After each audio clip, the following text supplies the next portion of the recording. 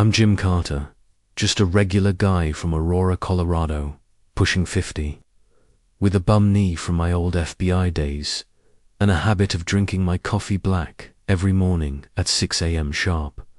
Life's been steady for me, or at least I thought it was.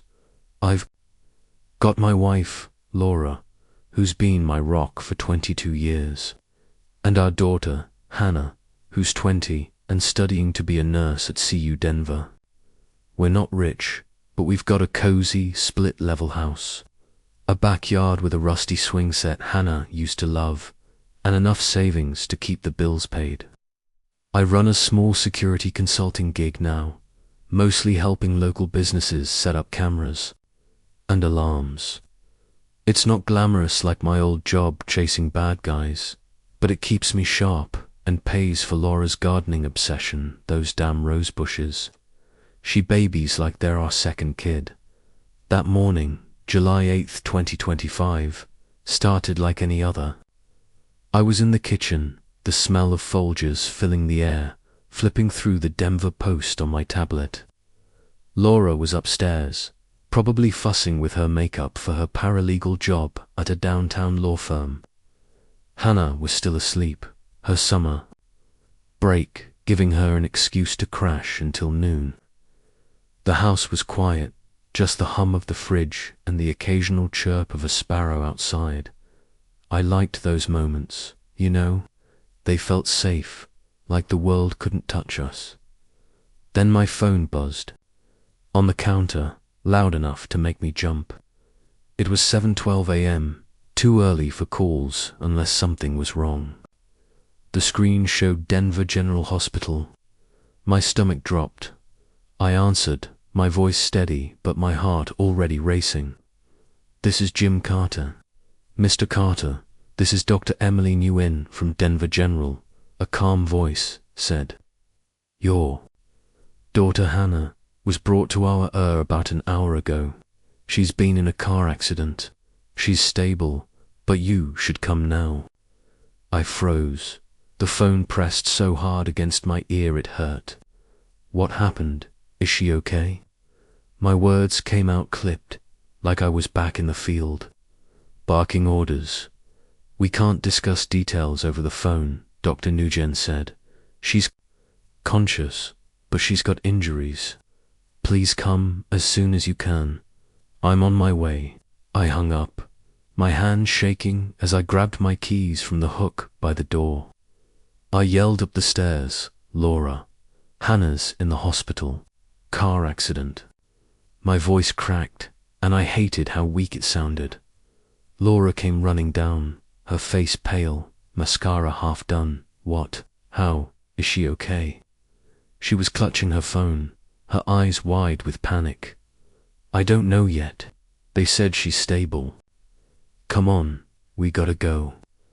I didn't wait for her to grab her purse, just bolted for the garage. My old Ford F-150 roared to life, and Laura slid into the passenger seat, her hands twisting the hem of her blouse. The drive to the hospital was a blur. Red lights I'd barely stopped for Laura's quiet sobs, and my knuckles white on the steering wheel. All I could think was, "Hannah, hold on, I'm coming." Denver General's was a madhouse, all fluorescent lights and beeping machines. A nurse with a clipboard pointed us to a curtained bay. There was Hannah, my tough, funny girl, lying on a gurney, her left arm in a sling and a bandage on her forehead. Her face was bruised, one eye swollen, and an IV dripped into her arm.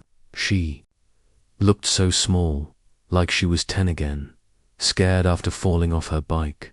"Dad," she whispered when she saw me, her voice shaky. Tears welled up, and she reached for me with her good hand. I was at her side in a second, taking her hand gently, careful not to jostle her. "I'm here, kiddo. You're gonna be fine." My throat was tight, but I kept my face calm for her. Laura hovered behind me, her hands over her mouth, crying softly. "What happened, Hannah?" I asked, brushing a strand of her dark hair from her face. "The doc said you crashed your car." Her eyes flicked to Laura, then back to me, and something in her expression made my gut twist. I was driving back from the library. She started, her voice barely above a whisper. I saw Mum's car downtown, near the Ritz-Carlton. I thought it was weird, 'cause she was supposed to be at work. So I followed her. Laura stiffened beside me, her breath catching. I glanced at her, but she wouldn't meet my eyes. Go on, I said to Hannah, my voice steady but my mind racing. She parked at the hotel. Hannah continued, her words slow, like she was forcing them out. I saw her go in with Uncle Dave.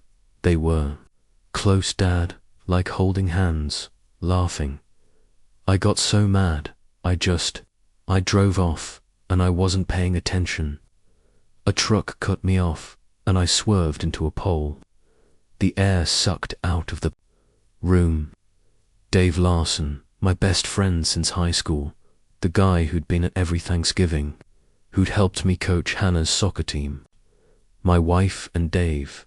My brain couldn't process it. I looked at Laura, waiting for her to deny it, to say Hannah was confused. But Laura's face crumpled, and she started sobbing harder, her hands covering her eyes. Laura, I said, my voice low, dangerous. Is this true? She didn't answer, just kept crying, shaking her head like she could make it go away. Hannah's grip on my hand tightened, and she whispered, I'm sorry, Dad. I didn't know what to do. I wanted to scream, to punch the wall, but I couldn't. Not with Hannah lying there, hurt because of this mess. I took a deep breath, forcing my anger down. It's not your fault, kiddo, I told her, kissing her forehead. You just rest. I'm gonna talk to the doctor. Stepped out of the bay, Laura trailing me like a ghost. In the hallway, I rounded on her, keeping my voice quiet but sharp. What the hell, Laura? Dave? How long? She flinched, wiping her eyes.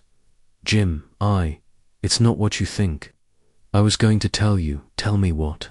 That you're sneaking around with my best friend, that our daughter crashed her car because she saw you too. My fists clenched, and I had to step back to keep from losing it. We'll deal with this later. Right now, Hannah's all that matters. I found Dr. Nguyen at the nurse's station, a petite woman with a nonsense vibe. Mr. Carter, she said, glancing at her chart. Hannah's got a fractured ulna in her left arm, a mild concussion, and some bruising. We're keeping her overnight for observation. She's lucky it wasn't worse. Lucky, I repeated, the word bitter in my mouth. Can I see her records? Police report, too. I need to know exactly what happened. She hesitated, then nodded. I'll have the nurse print what we have.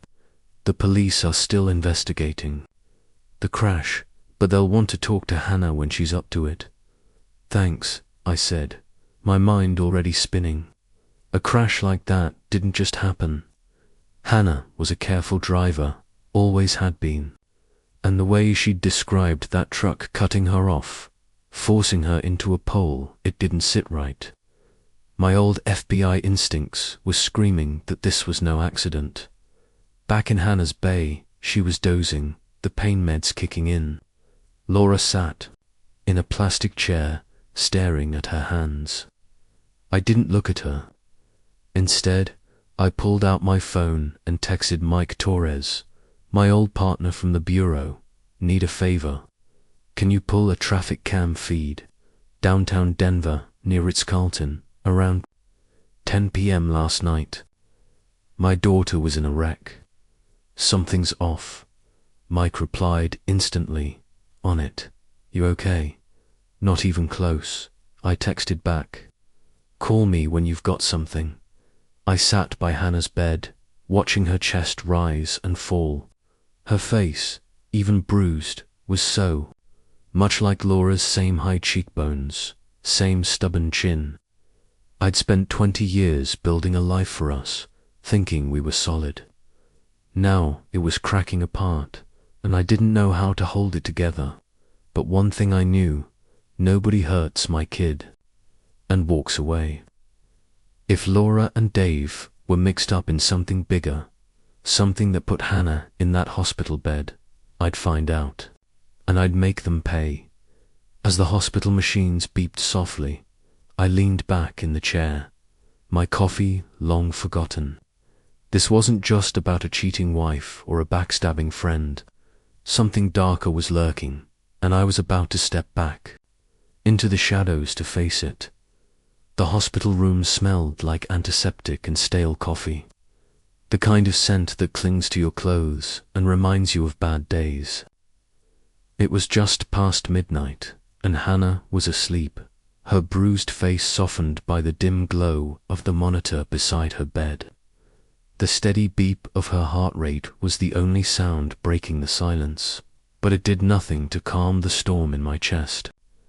I sat in the hard plastic chair, my hands clasped tight, staring at my daughter like I could will her pain away. Laura was gone, said she needed air, and stepped out an hour ago. I didn't stop her. I couldn't even look at her without seeing Dave's face, his arm around her, laughing as they slipped into that hotel. My name's Jim Carter, and until yesterday, I thought I had my life figured out. 22 years, married to Laura, raising Hannah, building a home in Aurora, Colorado, where the neighbors wave and the summers smell like barbecue. I'm 50, a retired FBI agent who traded chasing criminals for installing security systems. It's not sexy, but it's honest work. I thought my family was honest too. Now, I'm sitting here, piecing together a puzzle I didn't ask for, with my kid in a hospital bed, and my wife's betrayal burning a hole in my gut. I kept replaying Hannah's words. Mum and Uncle Dave, holding hands, going into the Ritz-Carlton. Dave Larson, my best friend since we were 16, the guy who stood up at my wedding, who brought over 6-packs to watch Broncos games. The betrayal stung worse than Laura's, if I'm honest. Husbands and wives fight, drift, mess up. I could almost wrap my head around that. But Dave, that cut deeper, like a knife twisting in my back. My phone vibrated in my pocket, pulling me out of my thoughts. It was a text from Mike Torres, my old FBI partner. Got the traffic cam footage. Sending you a link. Call me after you watch. I glanced at Hannah, still out cold, and stepped into the hallway, the fluorescent lights harsh against my tired eyes. I clicked the link, and a grainy video loaded on my screen. It was from a camera at 16th and Curtis, right by the Ritz-Carlton. Time-stamped 9:58 p.m. last night. There was Laura's silver Honda Accord, pulling into the hotel's valet lane. She stepped out, her blonde hair catching the streetlight, wearing that navy dress she saves for special occasions. Then Dave appeared, in a sharp blazer, carrying a black duffel bag.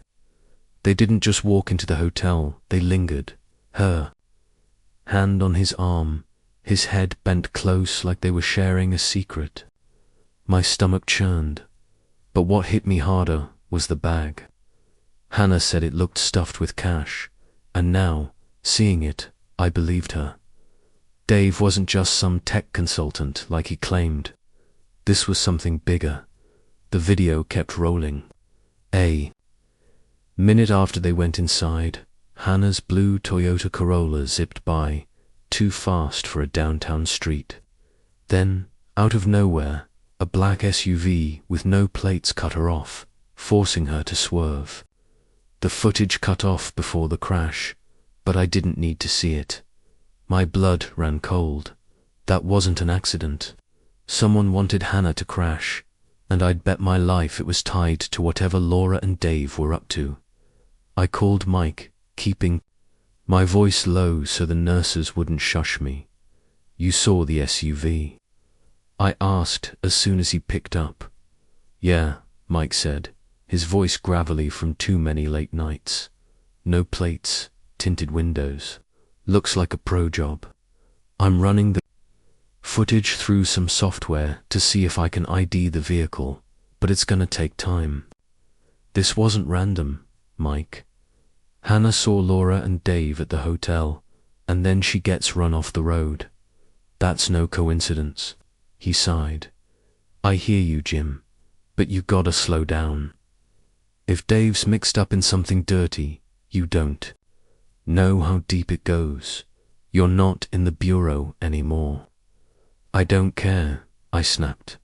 They hurt my kid. I'm not sitting on my hands. I get it, he said. Just be smart.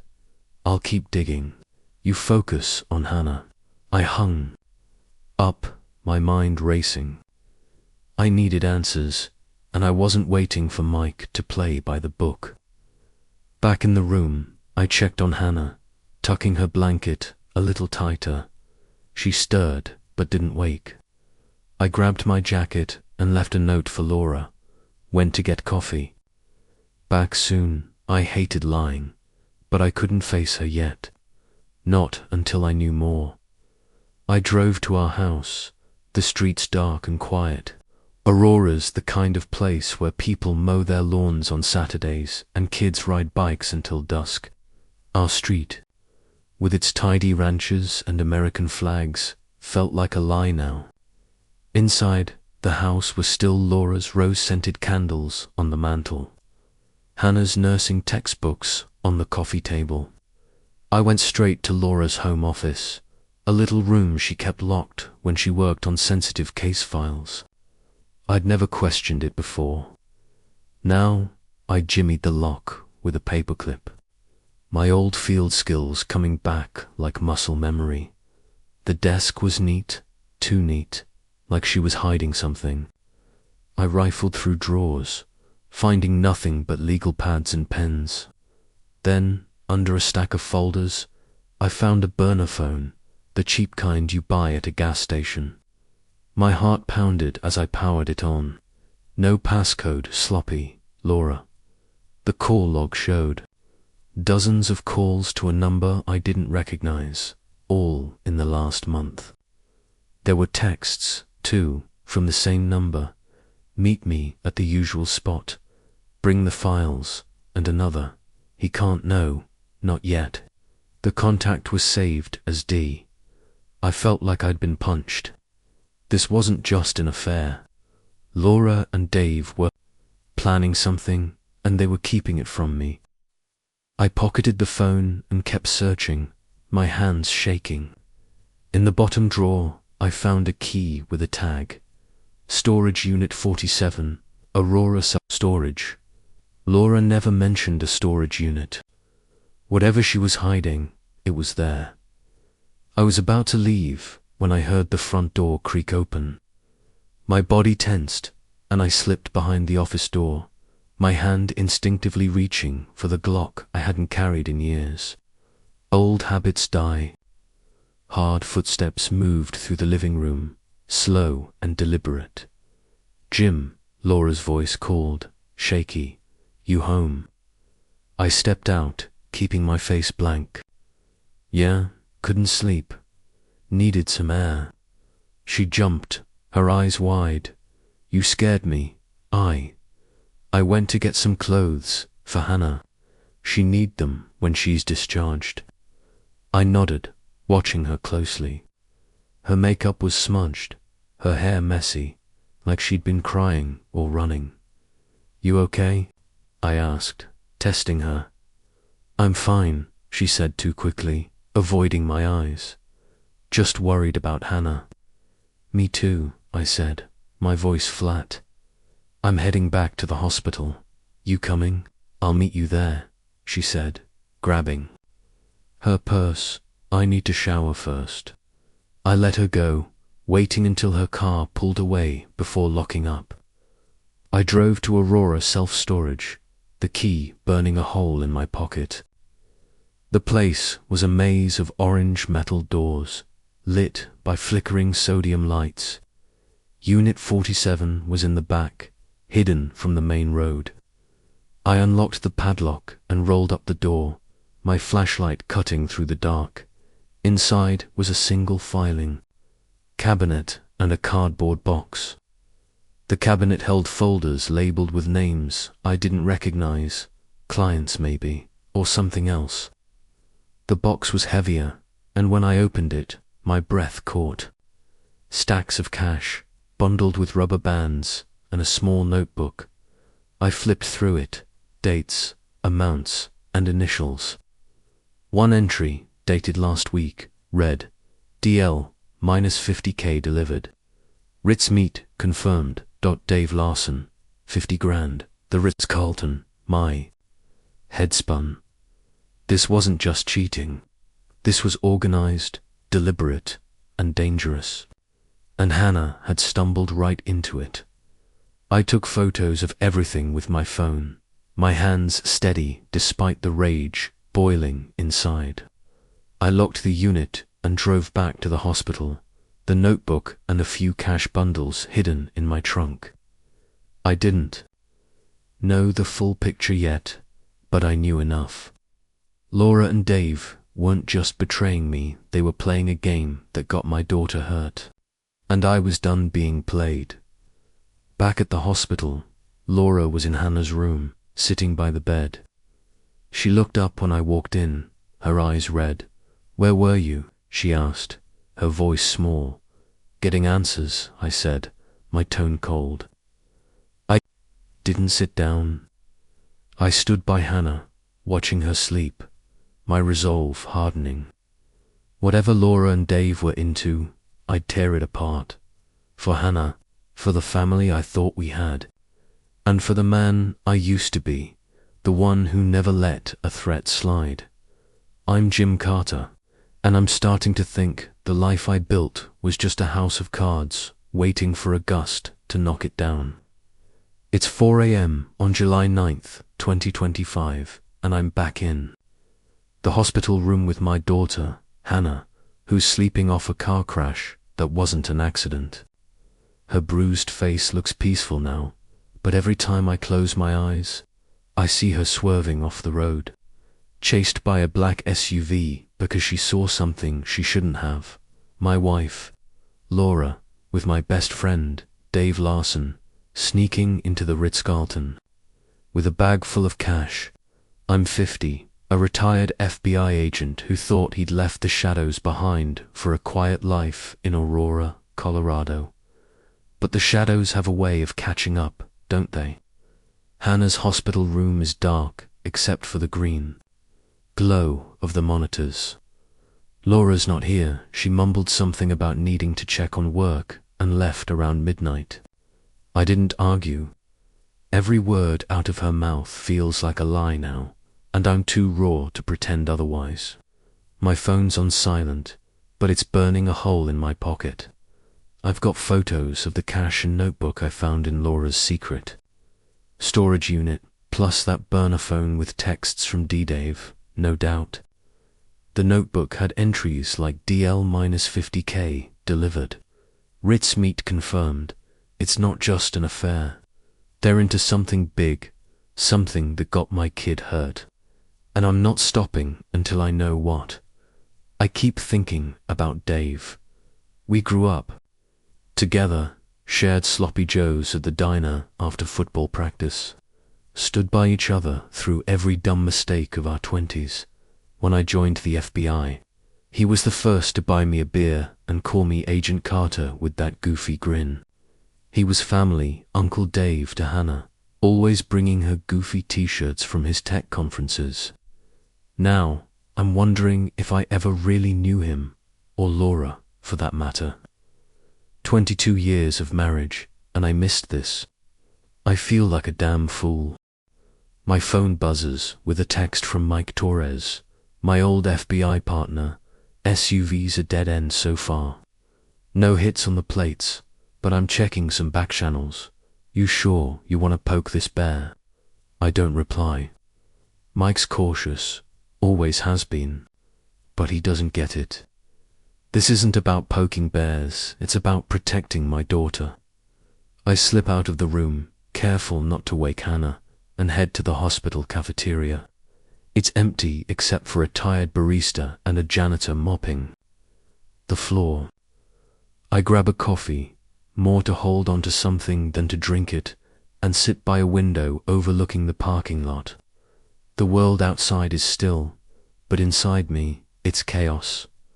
I pull out the notebook from my jacket, flipping through it again. The entries are meticulous dates, amounts, initials. Some are recent, like the Ritz meet, but others go back years. JP minus 20K, March 15th, 20. MR minus 75K, the 2nd of November, 22. Who are these people? Clients, partners, victims. My FBI brain kicks in, cross-reference.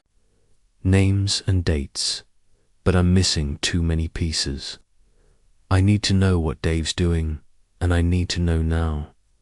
I call Mike, my voice low so the barista doesn't overhear. You got anything on Dave Larson yet? I ask when he picks up. Jesus, Jim, it's 4 a.m., he groans. I'm working on it. Guy's clean on paper, runs a tech consulting firm, no priors, pays his taxes. But I'm digging into his financials. Takes time if you don't want the feds sniffing around. Dig faster, I say. He's not clean. I found cash in a storage unit Laura's hiding. Lots of it, and a notebook with his initials tied to big money drops. Mike whistles. That's heavy. You think Laura's in on it? She's not just in on it, I say, my jaw tight. She's neck deep. Burner phone, secret meetings, the works. And Hannah's paying the price. All right, I'll push harder, he says. But Jim, if this is what it looks like, you're not dealing with small-time crooks. That SUV. Pros don't move like that unless there's serious money or power involved. Watch your back. I always do, I say, hanging up. I sip the coffee, but it's bitter, like everything else right now. I'm about to head back to Hannah's room when I notice a guy in a grey hoodie across the parking lot, leaning against a pickup. He's watching the hospital, his face half hidden. Could be nothing, a guy waiting for a shift to start, but my gut says otherwise. I memorize his build, the way he stands, and file it away. Paranoia's an old friend from my bureau days. Back in the room, Hannah's awake, blinking groggily. Dad, she murmurs, her voice hoarse. You're still here. Course I am.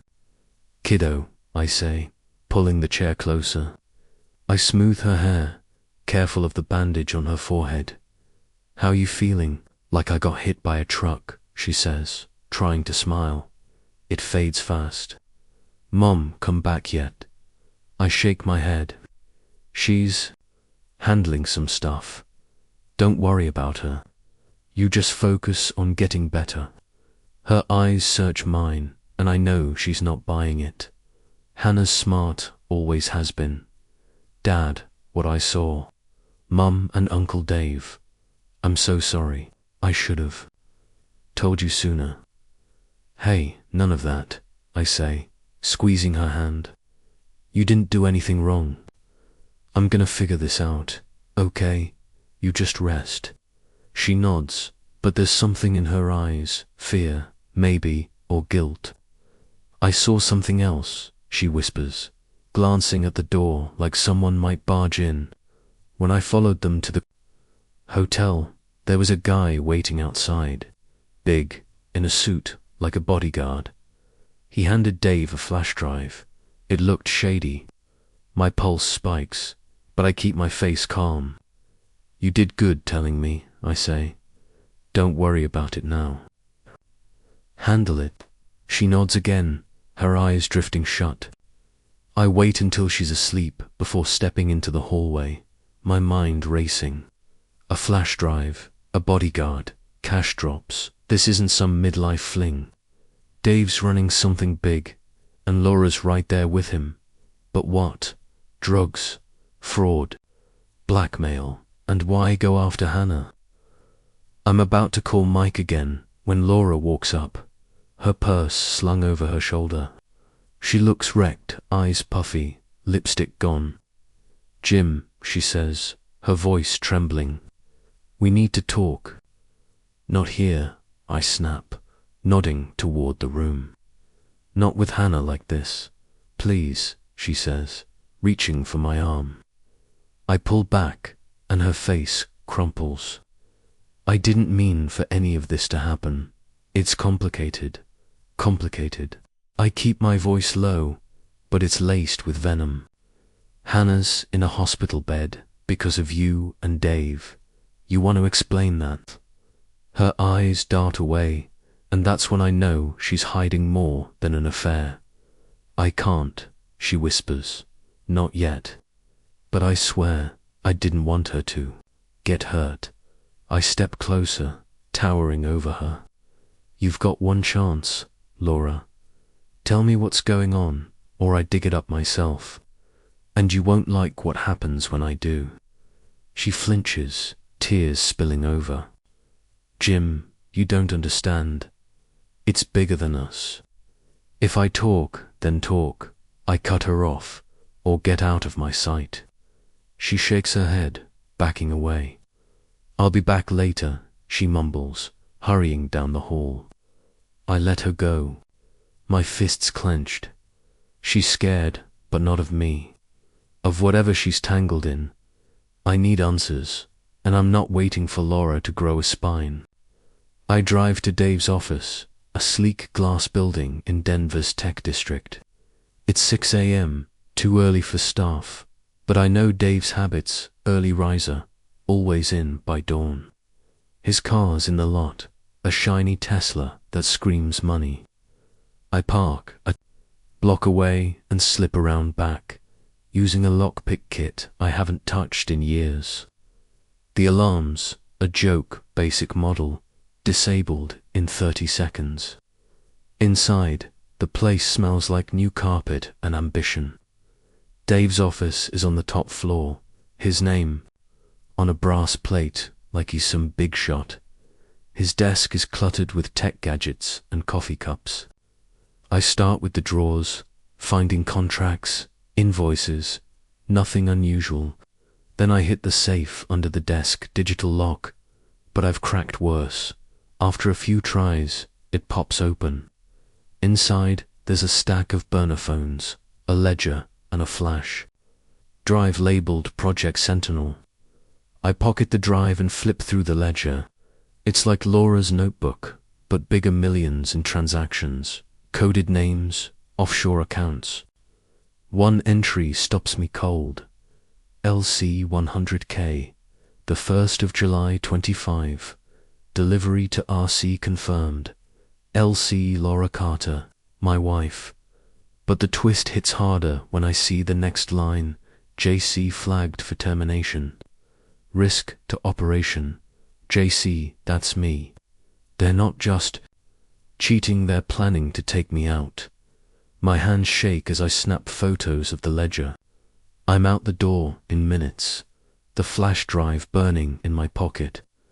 Back in my truck, I sit there, staring at the sunrise over Denver.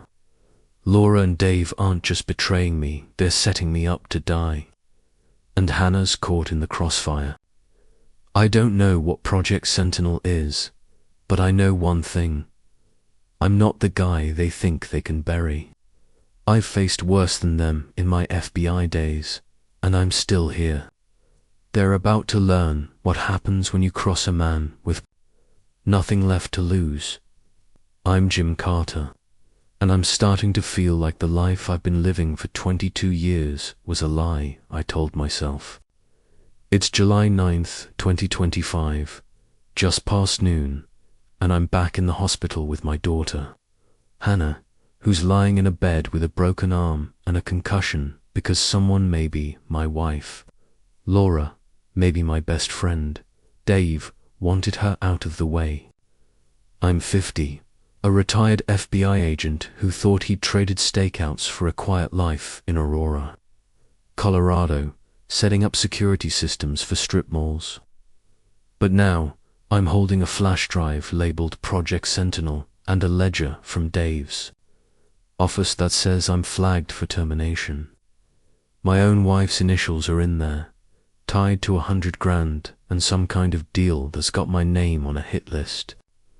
I'm not just fighting for my family anymore, I'm fighting to stay alive. Hannah's asleep, her face less swollen but still bruised, like a watercolor painting gone wrong.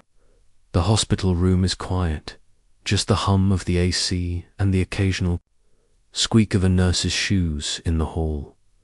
Laura's not here. She texted me an hour ago, saying she had to run to the office for an emergency meeting. I didn't reply. Every time I think about her, I see that ledger entry, LC 100K, the 1st of July 25. Laura Carter, my wife, the woman who cried at Hannah's high school graduation, who made me pancakes on Sundays. She's not just cheating with Dave, she's helping him plan to take me out. I'm sitting by Hannah's bed, the flash drive heavy in my pocket, when my phone buzzes. It's Mike Torres, my old FBI partner, the guy who's been pulling strings to help me figure this mess out. You somewhere private? He asks when I pick up. Yeah, I say, stepping into the hallway. The nurse's station is busy, nobody paying me any mind. What you got? Dave's financials are a mess, Mike says, his voice low, like he's worried someone's listening. His tech consulting firm's a front. He's moving money, big money, through shell companies, offshore accounts, the works. Looks like fraud, maybe money laundering. And Jim, Laura's name's on some of the accounts. Costner. I lean against the wall, my head spinning. How much? Millions. At least 10, maybe more. They've been at it for years. Savings, your retirement gone. Transferred to accounts in the Caymans. Her signatures on every transfer. I close my eyes, the weight of it hitting me like a punch. She's been stealing from us. From Hannah, yeah, Mike says. And there's more. That SUV that ran Hannah off the road. I got a partial hit on a rental company tied to one of Dave's shell corporations. It's no coincidence, Jim. They knew she saw them. My grip tightens on the phone. They hurt my kid to cover their tracks. Looks like it, he says. I'm sending you what I've got, account numbers, transfer records, but you gotta be careful. Dave's not working alone. He's got muscle, maybe even cops on his payroll. You go after him, you're walking into a minefield. Thanks, Mike, I say, hanging up. I check my email, and there's the file from Mike. Bank statements, wire transfers, all with Laura's name. I want to scream, to drive to Dave's office and put my fist through his face, but I can't. Not yet. I need to be smart, like I was. Back in the bureau, when one wrong move could get you killed. Back in the room, Hannah's awake, sipping water through a straw. She looks at me, her eyes tired but sharp. Dad, you okay? You look like you haven't slept. I'm fine, kiddo, I lie, forcing a smile. Just worried about you. How's the arm? Hurts, she says, glancing at the sling. But I'll live. Where's Mum? I hesitate, not sure how much to tell her. She's at work, said she'll be back soon. Hannah's face hardens. She's lying, isn't she? About Uncle Dave, about everything. I don't answer right away. I want to protect her, keep her out of this, but she's not a kid anymore. I'm working on it, I say finally, but you don't need to worry. I'll handle it. She nods, but I can tell she's scared. Dad, when I saw them at the hotel, there was something else. The guy with the flash drive, the bodyguard. He looked at me, like he knew I was there. It freaked me out. My blood runs cold. You're safe here, I say, but I'm already thinking about moving her. If Dave's people are watching, the hospital's not secure. I make a mental note to call my buddy, Tom, who runs a private security firm. He owes me a favor from way back, and I trust him to keep Hannah safe. I kiss Hannah's forehead and step out to call Tom. Need a favor, I say when he picks up. Can you get someone to watch my daughter at Denver General? Discreet. I don't trust the situation. Done, Tom says. No questions asked. I'll have a guy there by tonight. You in trouble, Jim? Not yet, I say. But I'm about to be. I hang up and head to my truck in the hospital parking lot. I need to see that storage unit again, dig deeper into what Laura's hiding. The sun's high, baking the asphalt, and I notice a grey sedan parked across the lot. Same guy in the hoodie from last night. He's not even trying to be subtle now. I memorize the license plate and keep moving, acting like I don't see him. If he's one of Dave's, he's an amateur at Aurora Self-Storage. I unlock Unit 47 and go through the filing cabinet again.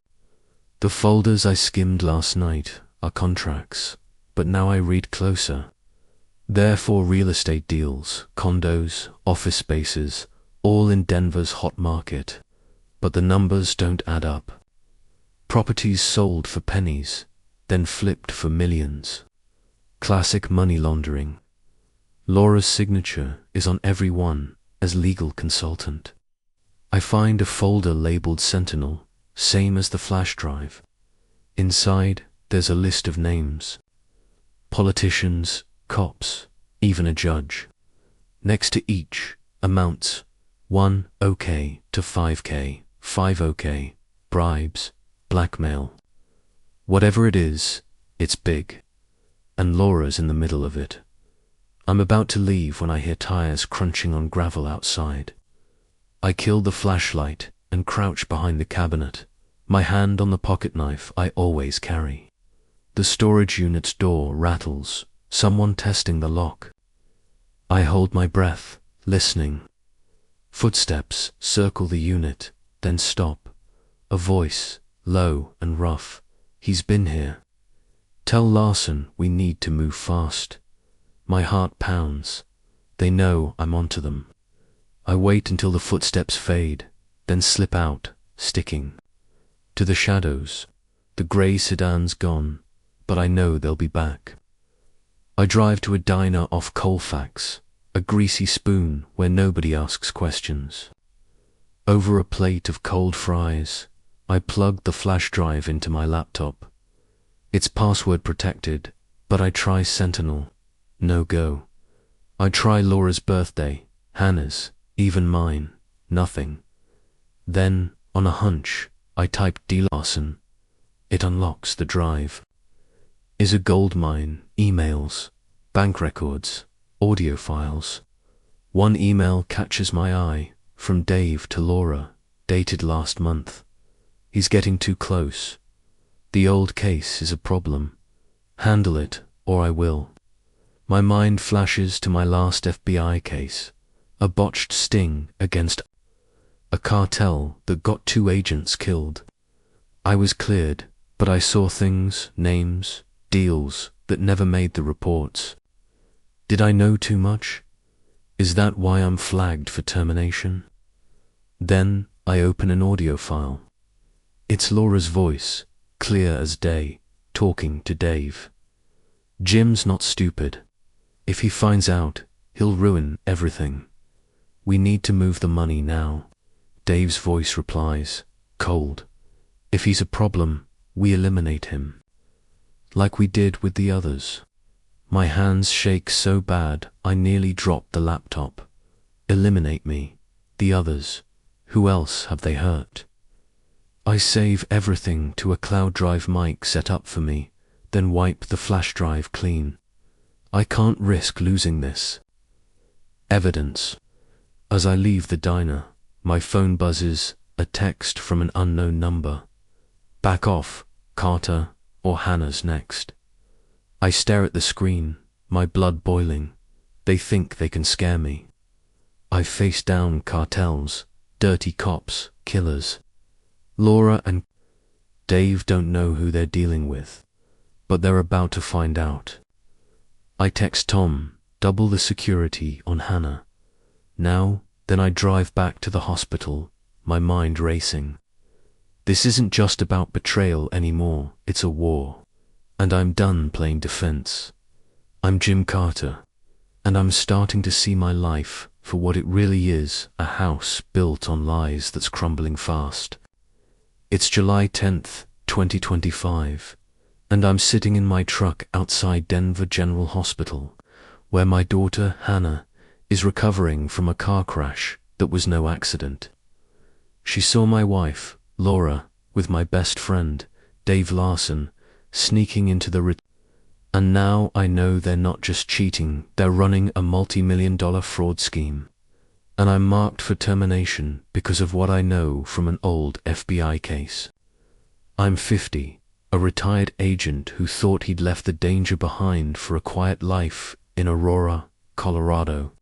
But the danger's found me, and it's wearing the faces of the people I trusted most. The flash drive I took from Dave's office is burning. A hole in my pocket.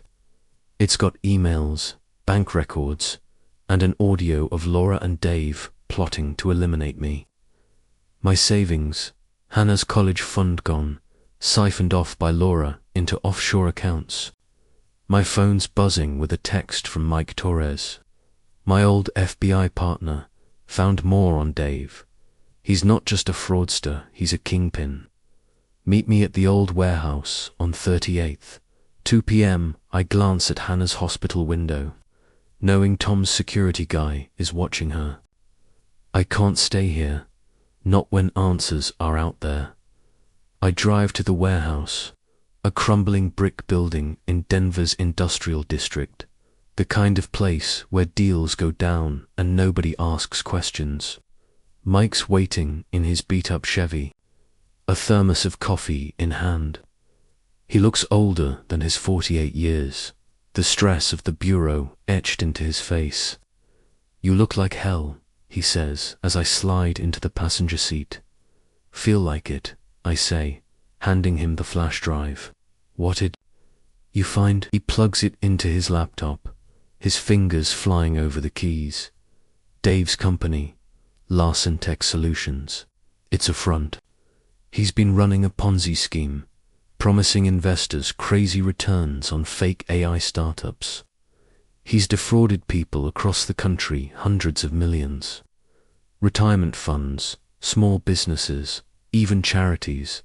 Guy's a vulture. I stare at the screen where Mike's pulled up bank records showing transfers to accounts in Laura's name.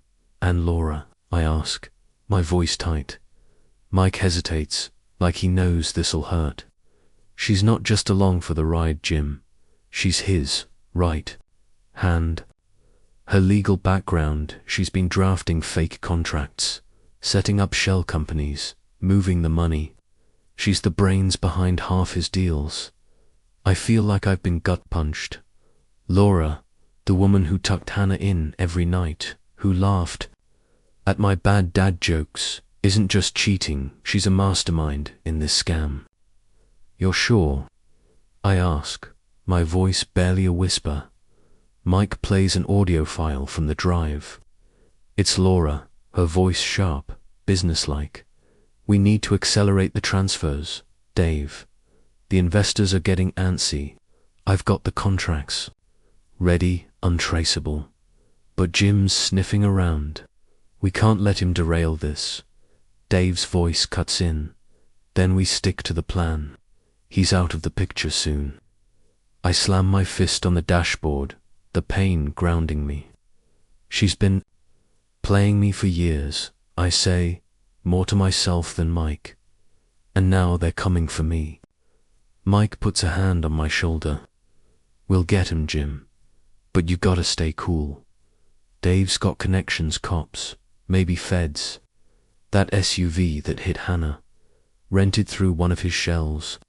They're covering their tracks. I nod, my mind racing.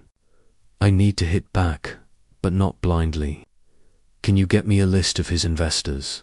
The ones he's burned. Already on it, Mike says, emailing me a file.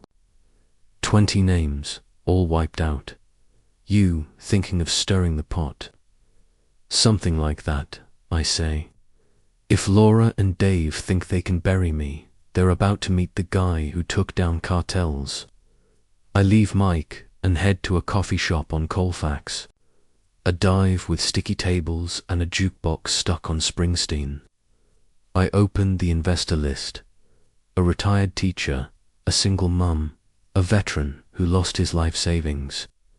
People like me, trusting the wrong folks. I start making calls, using a burner phone. I picked up at a gas station. Mr. Thompson, I say to the first guy, a retired mechanic. I've got proof Dave Larson stole your money. Meet me tomorrow, 7 p.m, at the library on 14th. Bring anyone else he's screwed over.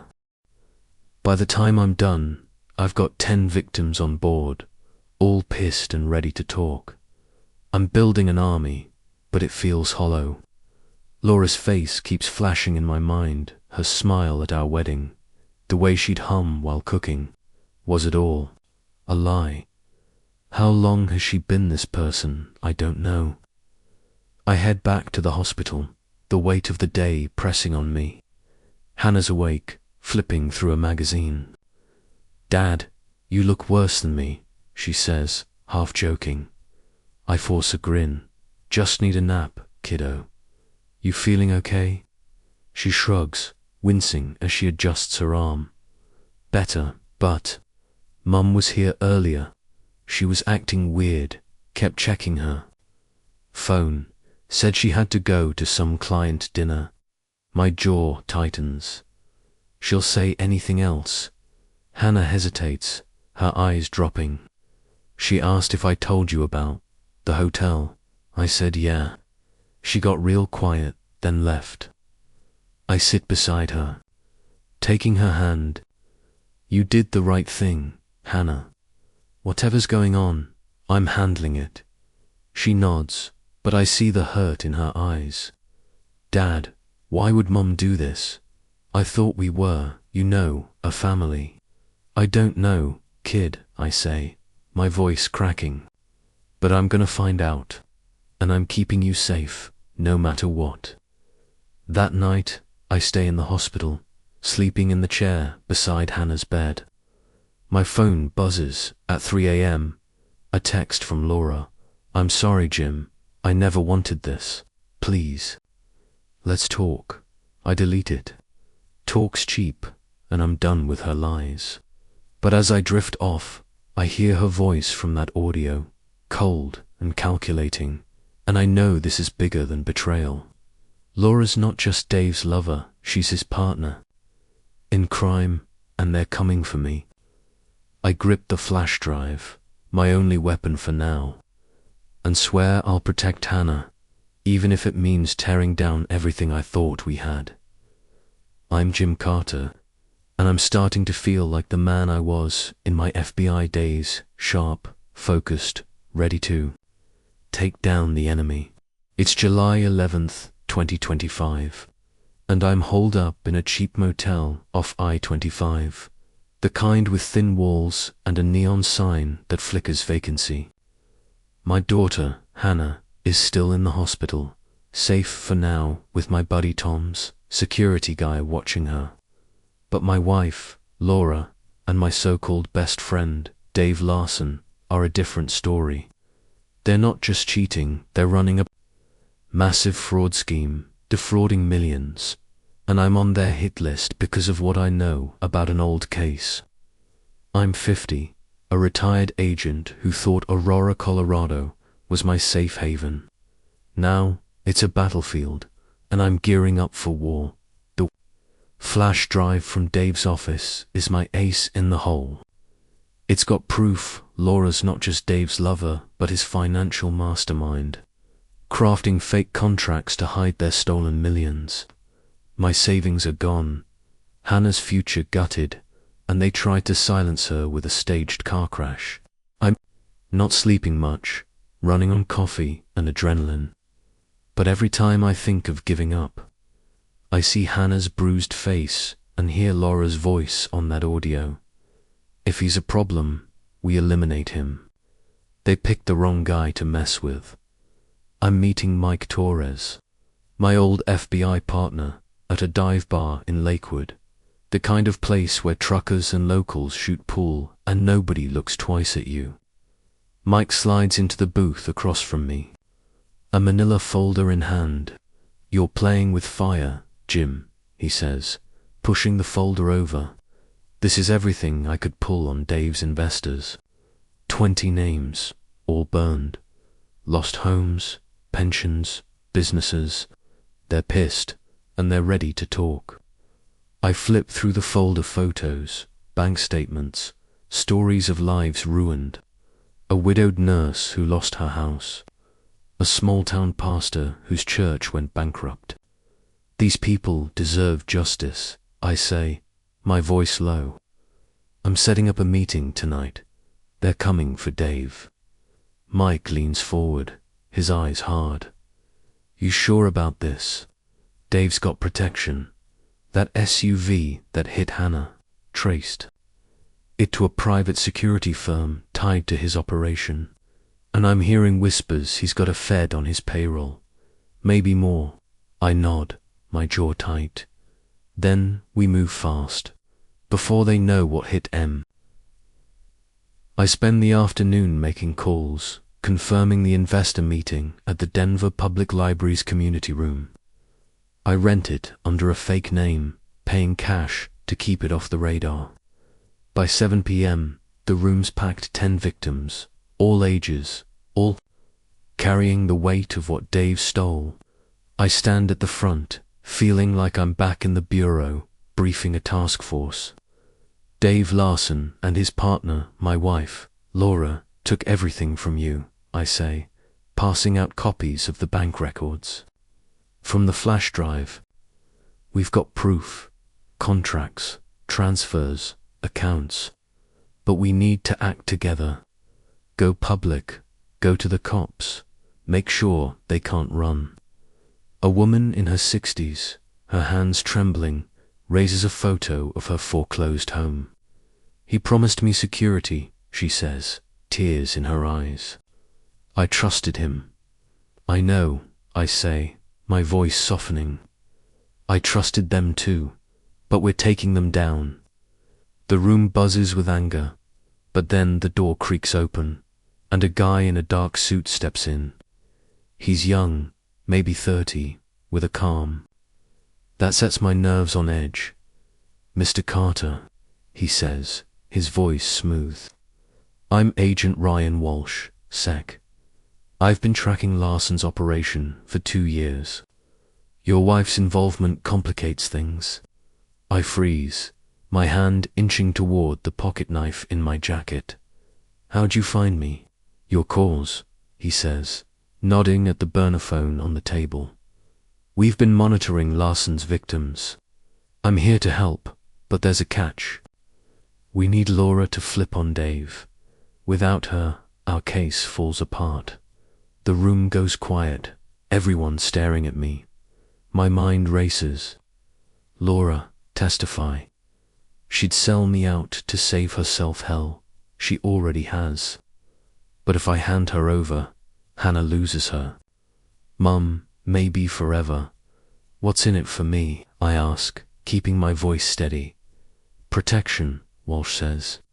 "For you and your daughter. And a chance to bury Larson for good."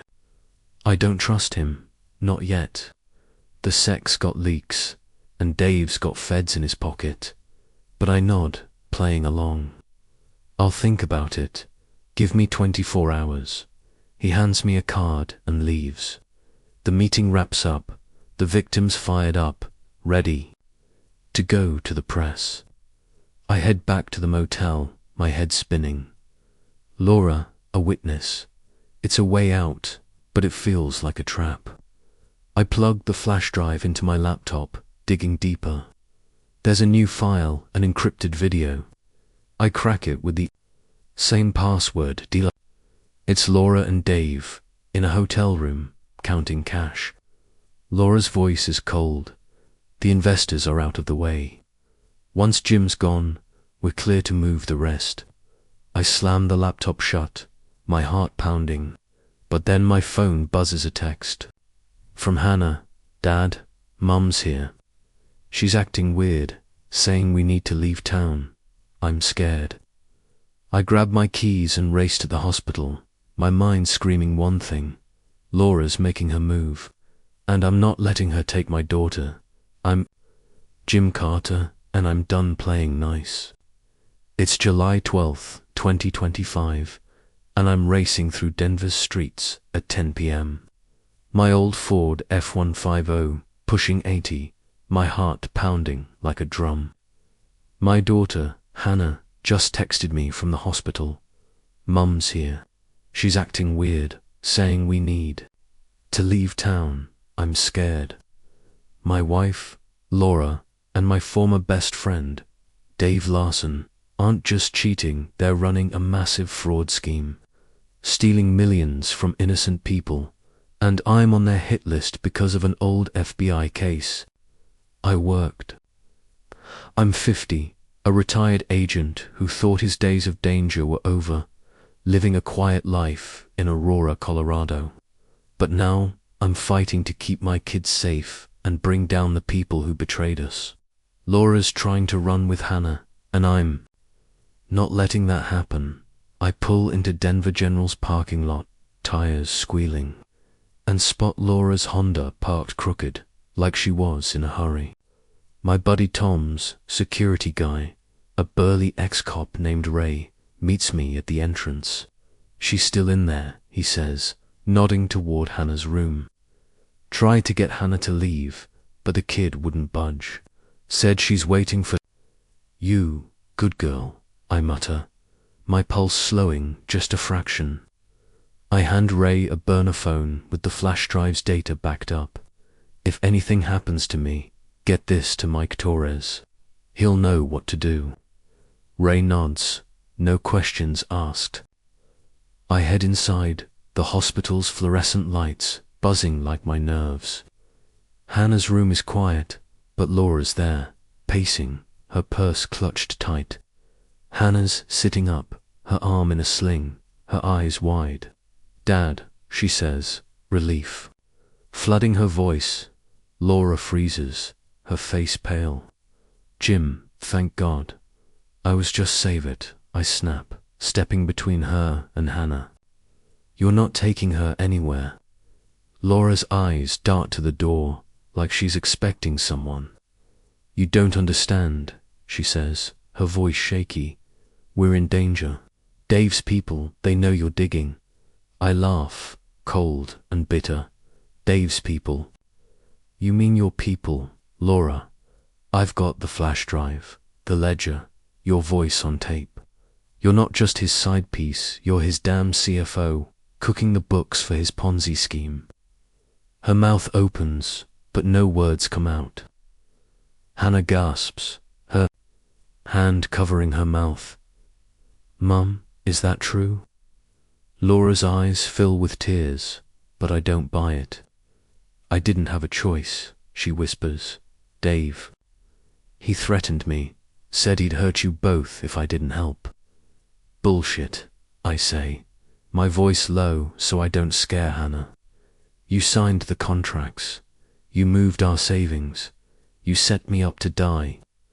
Before she can answer, my phone buzzes. Mike, Larson's at the Denver Tech Summit tonight. Keynote speaker.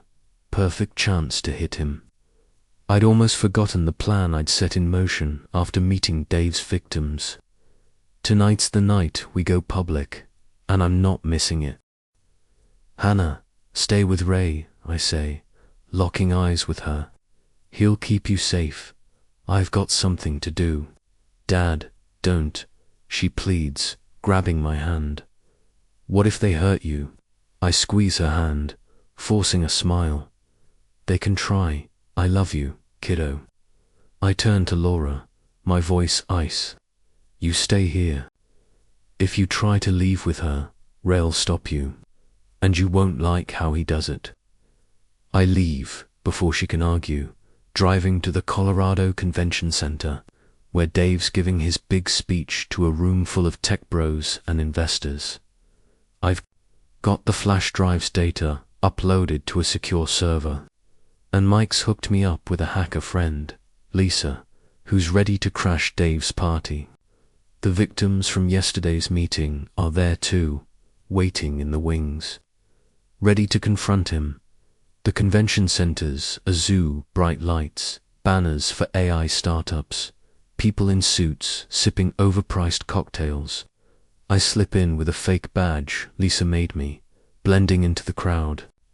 Dave's on stage, all charm and slick smiles, talking about disrupting the future. I want to puke. Lisa's in a van outside, patched into the AV system. I text her, now. The screens behind Dave flicker, then light up with his dirty secrets. Bank records, fake contracts, emails with Laura's name all over them. The crowd murmurs, confused, as Lisa's voice booms through the speakers. Dave Larson's a fraud. He's stolen millions from people like you. The victims step forward, holding up photos of their lost homes, shouting their stories. A retired teacher yells, "You took my pension." A dad in a flannel shirt waves a foreclosure notice, his voice breaking. Dave's face goes white, his mic dropping with a thud. He bolts for the exit, but I'm ready. I cut him off in a side hallway, my hand on his chest. Going somewhere, Dave. Jim, please, he stammers, his eyes wild. This is a mistake. I can explain this, I say, playing an audio clip from the flash drive on my phone. Laura's voice, planning my elimination. The color drains from his face. You don't get it, he says, backing up. They'll kill us both. You think I'm in charge. I'm just the front man. That's when the twist hits. A man in a black suit steps out of the shadows, a gun glinting in his hand. Larson's right, he says, his voice calm. You're both loose ends. Before I can react, he fires, but I dive behind a crate, the bullet grazing my arm. The crowd's screaming now, chaos erupting as security rushes in. Dave runs, and the shooter vanishes into the panic. I'm bleeding, but I'm alive. Lisa texts me. Cops are here. Data's gone viral. Get out. I slip out a back exit, my arm burning, my mind reeling. Dave's not the top dog, someone else is pulling the strings, and they want us both dead. I need to get back to Hannah, fast. Before Laura makes a move, or someone else does. I'm Jim Carter, and I'm running on fumes, my arm throbbing from a bullet graze, and my heart heavy with betrayal. It's July 13th, 2025, just past 2 a.m., and I'm driving back to Denver General Hospital, where my daughter, Hannah, is under guard. My wife, Laura, and my ex-best friend, Dave Larson, have been running a massive fraud scheme, stealing millions, and I just blew it wide open at a tech summit, exposing their crimes to a room full of investors. But the real gut punch came when a shooter tried to take me out, saying Dave and I were both loose ends. Someone bigger's calling the shots, and I'm 50, a retired FBI agent from Aurora, Colorado, who thought he'd left this kind of danger behind.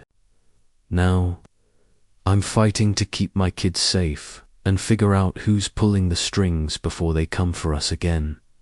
My arms wrapped in a t-shirt I ripped up, the blood soaking through as I gripped the wheel. The city's quiet, streetlights casting long shadows on Colfax. My phone's blowing up texts from Mike Torres, my old FBI partner, summits all over the news. Dave's on the run. You okay? I don't answer. I need to see Hannah. Make sure Laura hasn't pulled anything. That text from Hannah, Mum's, saying we need to leave town, is still burning in my mind. Laura's not just a liar, she's dangerous. I pull into the hospital lot, scanning for anything off. Ray, the security guy, meets me at the door. Hannah's? Fine, he says, eyeing my bloody arm. Laura's still here, acting jumpy. You need a doctor. Later, I say, brushing past him. Inside, Hannah's awake, her face pale under the bruises. Laura's sitting by the bed, her hands twisting.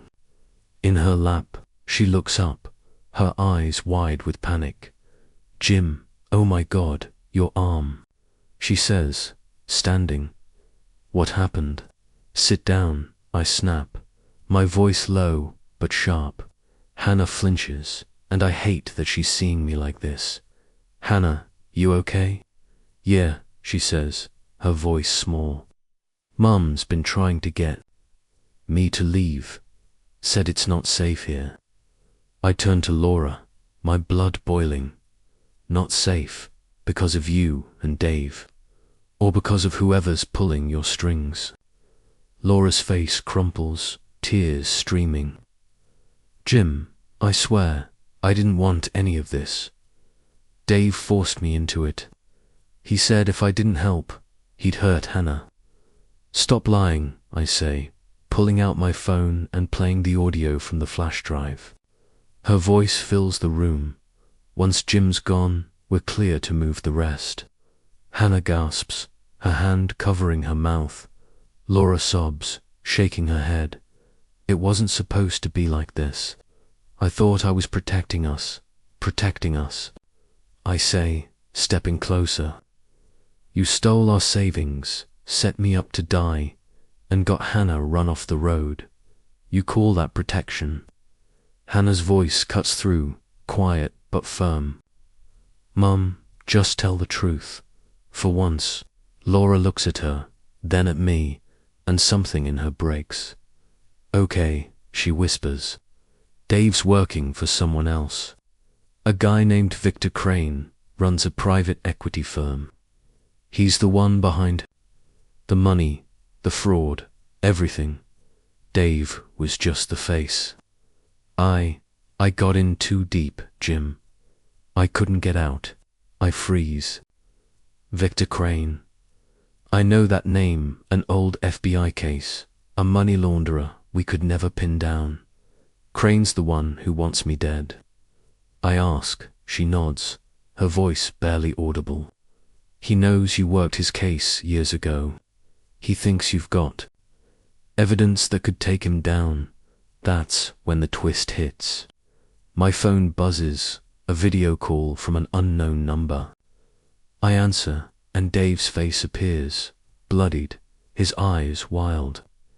Jim, listen, he says, his voice shaking. They've got me. Crane's people. They know you exposed the summit. They're coming for you and Hannah. And Laura, she's been playing you both. She's got a deal with Crane to walk away free if she delivers you. Laura screams, that's not true, but her eyes tell a different story, guilt, fear, desperation. I end the call, my mind racing. Hannah, pack your stuff, I say, my voice calm despite the storm inside. Ray's taking you to a safe house now. Dad, what about you? She asks, her voice trembling. I'm ending this, I say, turning to Laura. You're coming with me. You're gonna tell me everything about Crane, or I'm turning you over to the feds right now. She nods, sobbing, and follows me out. Ray helps Hannah into a wheelchair, and I give her a quick hug. I love you, kiddo. Stay. With Ray, I'll come for you soon. As we leave, I call Mike. Crane's the key, I tell him. Laura's spilling. Get me everything you can on Victor Crane. And watch your back, he's got eyes everywhere. I drive Laura to a motel, my arm throbbing, my heart heavier than ever. She's not just a traitor, she's a pawn in a bigger game, and she's put my daughter in the crosshairs. But Dave's words echo. She's got a deal with Crane. If that's true, Laura's been lying to me this whole time, even now. I grip the wheel, knowing the worst is yet to come. But I'm ready. For Hannah, I'll burn it all down. I'm Jim Carter, and I'm staring down the barrel of a life I don't recognize anymore. It's July 14th, 2025, and I'm holed up in a safe house in the outskirts of Denver. A rundown cabin that smells like pine and old coffee. My daughter, Hannah, is here, safe but shaken, her arm still in a sling from a car crash that was no accident. My wife, Laura, is downstairs, spilling everything she knows about Victor Crane, the money laundering kingpin behind her and Dave Larson's fraud scheme. I'm 50, a retired FBI agent who thought Aurora, Colorado was my safe place. But Laura and Dave, my best friend, stole our savings, marked me for death, and nearly killed Hannah to cover their tracks. Now Dave's on the run, and Laura's claiming she's a victim. But Dave's last words haunt me. She's got a deal with Crane. I don't trust her, not an inch. The cabin's quiet, just the creak of the floorboards and the hum of a generator. Hannah's asleep on a cot in the corner, her breathing steady. I'm sitting at a rickety table, my arm bandaged from the bullet graze I took at the tech summit last night, where we exposed Dave's Ponzi scheme to the world. My phone's off, too risky to keep it on with Crane's people hunting us. My old FBI partner, Mike Torres, is working with an SEC agent, Ryan Walsh, to build a case against Crane. Laura's supposed to be the key, but every word out of her mouth feels like a trap. I head downstairs, where Laura's sitting on a sagging couch, her hands cuffed to a chair. Ray, my buddy's security guy, stands watch, his face blank but his gun ready. Talk, I say, my voice low. Everything about Crane. Now, Laura's eyes are red, her face streaked with mascara. I told you, Jim, she says, her voice trembling. Crane runs a private equity firm, but it's a front. He launders money for cartels, politicians, you name it. Dave was his point man, setting up fake tech startups to move the cash. I handled the contracts, made them look legit. Why me, I ask, leaning in. Why am I a target? She swallows hard. You worked Crane's case years ago. You got too close, saw names, senators, cops. He's paranoid you kept evidence. When Hannah saw us at the hotel, Crane thought you were onto him again. I clench my fists, remembering that old case, cartel money funneled through Denver real estate, 2 agents dead, me sidelined after I pushed too hard, and you, I say. Dave said you had a deal with Crane, to sell me out. Her eyes widen, panic flashing. He's lying, I swear. Jim, I was trying to protect Hannah. I don't believe her, but I need more. Before I can push, Ray's radio crackles. We've got movement outside, a voice says. Black SUV, no plates, circling. The property, my heart kicks into overdrive. Get Hannah, I tell Ray. Back room, now. I grab my Glock from the table, checking the clip. Laura's sobbing, but I ignore her, moving to the window. The SUV's parked 100 yards out, headlights off. I see a figure step out. Tall, broad, moving like a pro.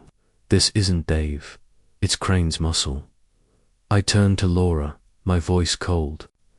If this is a setup, you're done. It's not, she cries. Jim, please, You have to believe me. I don't have time to argue. I signal Ray, who's got Hannah in the back, hidden behind a false wall we rigged earlier. I kill the lights and take position by the door, my training kicking in. The figure approaches, silent, a gun in hand. I wait, heart pounding, until he's close. Then I move fast, quiet, like I'm 30 again. I slam him against the wall, my Glock to his. Temple, who sent you? I growl, Crane, he chokes out, his eyes wide. He wants you and the girl dead. Laura too. That's the twist that stops me cold. Laura's not in on it, she's a target, same as me. Why her?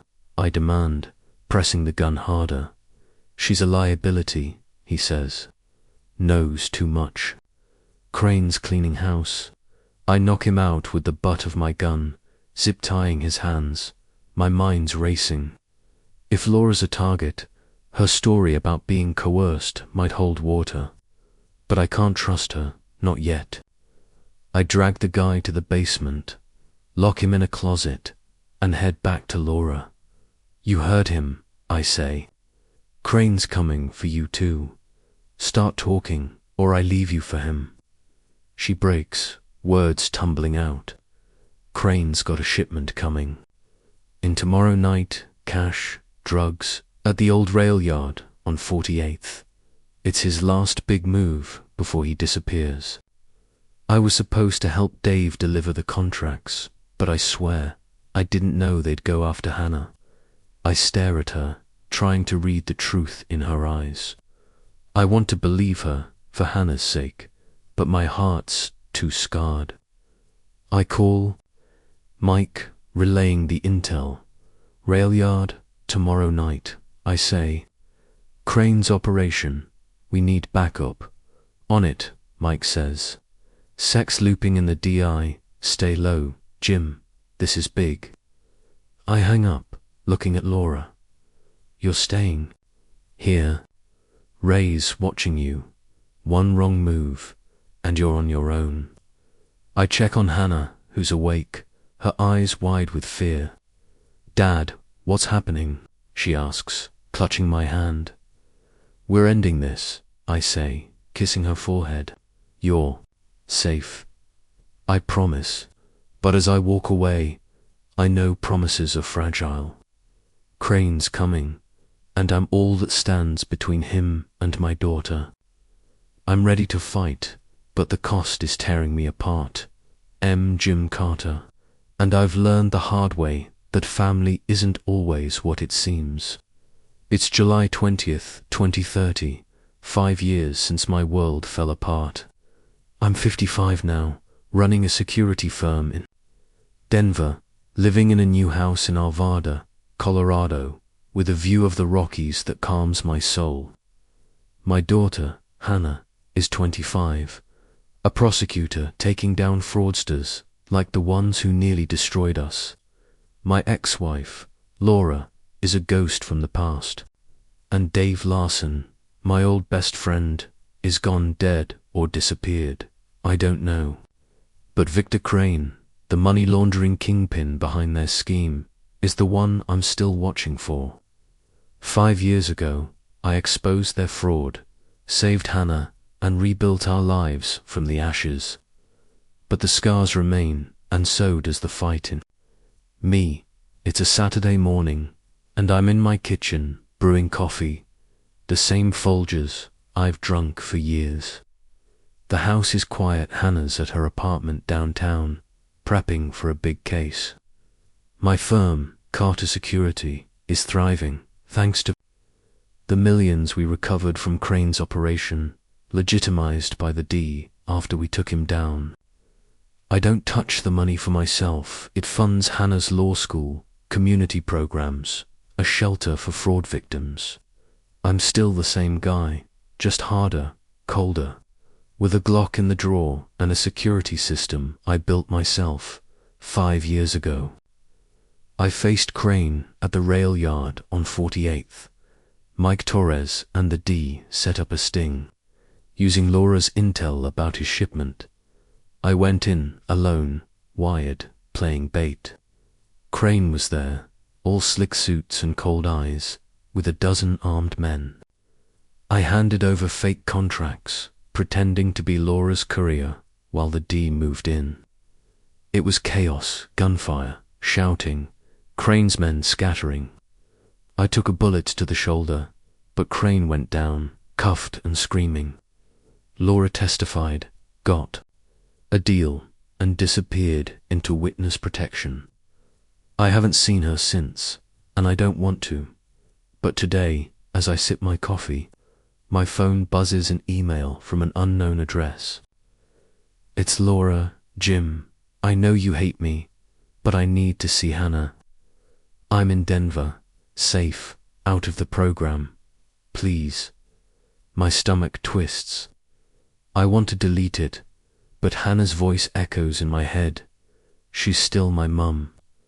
I forward the email to Hannah, letting her decide. She texts back, I'll meet her, Dad, but I want you there. We meet at a park in Wash Park. Neutral ground, kids playing on swings, families picnicking. Hannah's nervous, her hands fidgeting as we wait on a bench. Laura shows up, thinner, older. Her blonde hair dyed brown. She looks at me, then Hannah, tears in her eyes. I'm so sorry, she says, her voice breaking. I was weak, scared. I thought I was protecting you. Hannah's face is stone. You almost got us killed, she says. You chose money over us. Laura sobs, reaching for her, but Hannah steps back. I wanted to see you, Hannah says, to know you're alive. But we're done. I watch, my heart aching for my kid. Laura turns to me, pleading. Jim, tell her I've changed. I shake my head. You made your choices, Laura. Live with them. As we walk away, Hannah takes my arm, her voice soft. Thanks for being here, Dad. Always, I say, my throat tight. That's when the final twist hits a text from Mike. Crane's out, early release, good behavior. Watch your back. My blood runs cold. Crane's free, and he's got scores to settle. I don't tell Hannah, not yet. She's got enough to carry. Back home, I check my security feeds. My old FBI habits kicking in. The firm's doing well, contracts with local businesses. A new office in Boulder. Hannah's prosecuting a case against a real estate scammer, using what she learned from our nightmare. My team, Mike, Tom, Lisa, the hacker, their family now, forged in that fight 5 years ago. Laura's in Denver, but I've got eyes on her, courtesy of Tom's network. If she steps out of line, I'll know. I stand at my window, the Rockies glowing in the sunset. Crane's out there, but I'm not the man I was. I'm harder, sharper, a father who'll do anything to protect his kid. Hannah's my legacy, stronger than I ever was. Laura taught me trust is fragile, but Hannah taught me it's worth fighting for. I check my Glock, load a fresh clip, and smile. Let Crane come, I'm ready. For Hannah, for our new life, I'll always be ready.